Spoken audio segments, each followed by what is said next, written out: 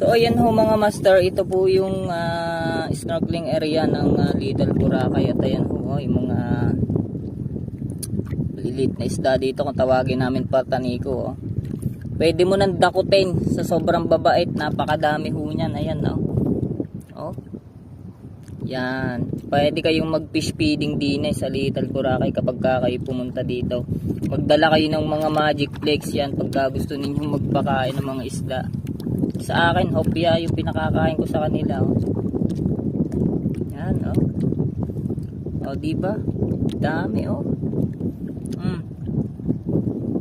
Pwede nating dakutin yan, yun, kinakagat na yung kamay ko, master, master, kinakain nila yun.